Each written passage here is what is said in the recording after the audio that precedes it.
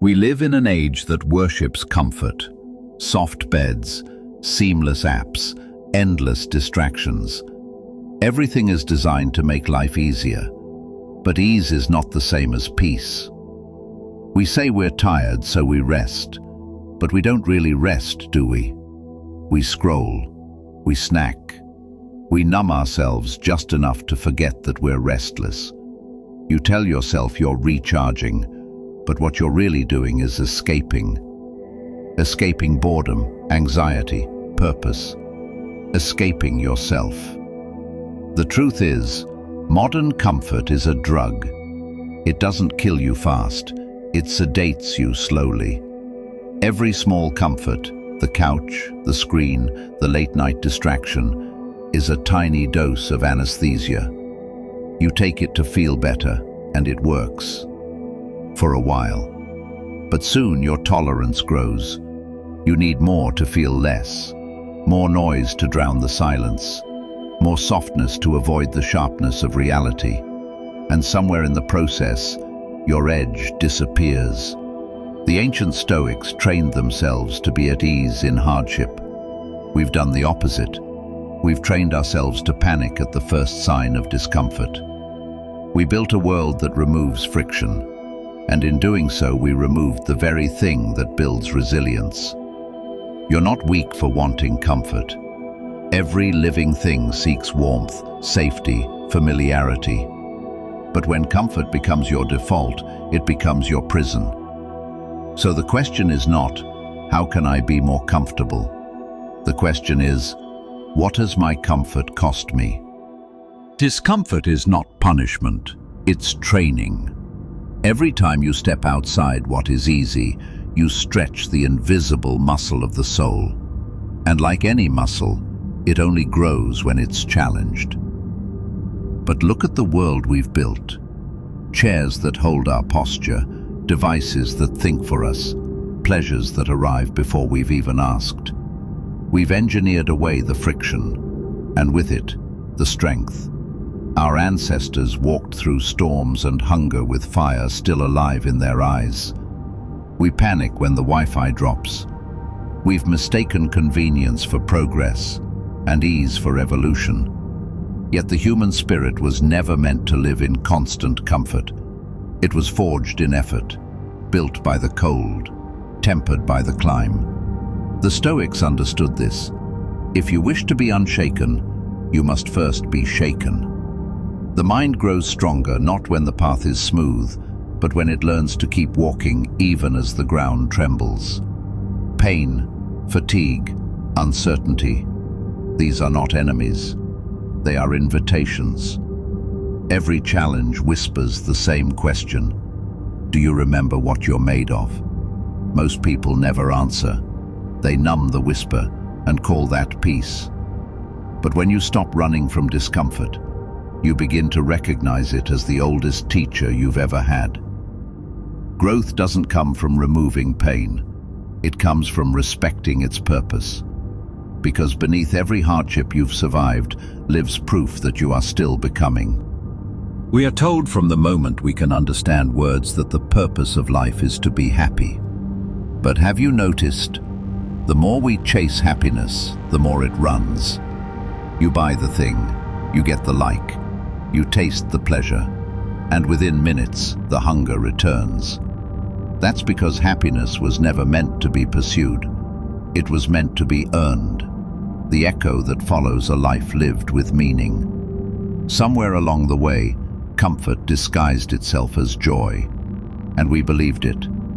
We began to confuse feeling good with being well. We called avoidance balance. We called distraction self-care. And in doing so, we made ourselves fragile. The more you fear discomfort, the smaller your world becomes. You tiptoe through life, chasing one painless day after another, never realizing that the absence of struggle is also the absence of depth. True happiness does not arrive when everything feels pleasant. It arrives when you can sit in the storm and still feel whole. The Stoics never sought happiness, they sought virtue. Because they knew that happiness is not the goal, It's the byproduct of strength, clarity, and purpose. Pleasure fades, meaning endures. So ask yourself, when you say you want to be happy, do you really mean you want to feel good? Or do you mean you want to grow? Because one makes you comfortable, the other makes you alive. Every comfort has a cost. Every shortcut you take, every challenge you avoid, every silence you fill with noise, it all adds up. Slowly, quietly, it drains the weight from your soul. You don't notice it happening. That's the danger of comfort. It doesn't demand payment all at once. It charges you in small doses. A little less discipline, a little less courage, a little less fire. And one day you wake up, and the person staring back at you in the mirror feels strangely unfamiliar. You didn't break. You softened. You rounded every sharp edge until nothing was left to cut through illusion. Comfort doesn't just dull pain, it dulls perception. It hides life's rawness beneath a warm, synthetic glow. And in that glow, you begin to forget the truth. You were not built for ease. You were built to move, to climb, to wrestle with the unknown. Your suffering, your struggle, your effort to rise, these are not flaws in the human experience. They are the human experience. The body that is never strained grows weak. The mind that is never challenged becomes shallow. The spirit that is never tested forgets how to burn. And so the real cost of comfort is not what it takes from your life, it's what it takes from your aliveness. Because every time you choose what is easy over what is meaningful, something in you goes quiet. You lose the sound of your own becoming. The only way out of comfort's grip is through it. You don't escape comfort by rejecting pleasure. You escape it by choosing challenge. The Stoics called this voluntary discomfort, the deliberate practice of difficulty. Sleep on the floor once in a while. Skip a meal. Walk instead of drive. Not because pain is noble, but because it reminds you that you're still free. Every time you choose discomfort willingly, you reclaim a piece of your will. You tell the world, I do not depend on what is easy to feel strong. That small act of rebellion, of saying no to the softness of routine, hardens something sacred inside you. And that strength doesn't stay in the small things. It grows, it spills over. When loss comes, and it will, you don't crumble. When uncertainty strikes, you don't panic. When others freeze, you move. Because your soul remembers, I've been here before. I know this terrain. You start to see that pain is not chaos, it's clarity. It burns away illusion until only truth remains. The weak mind avoids that fire. The disciplined mind walks straight into it, not to suffer but to see. This is why the ancient warriors, the monks, the thinkers of every age all trained the same way. Not to be comfortable, but to be capable. Comfort may give you rest, but discomfort gives you roots. And the deeper those roots go, the less the storms can touch you. Once you stop chasing comfort, something beautiful begins to happen. You stop asking, how can I feel good? And start asking, what is good for me? You begin to see that the purpose of life was never to feel safe. It was to feel alive. The world will still offer its escapes, the endless scroll, the soft couch, the illusion of rest without renewal.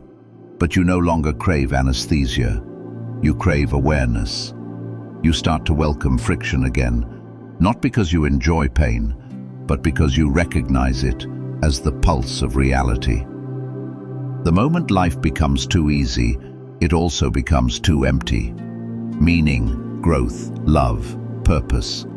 They all live on the far side of difficulty.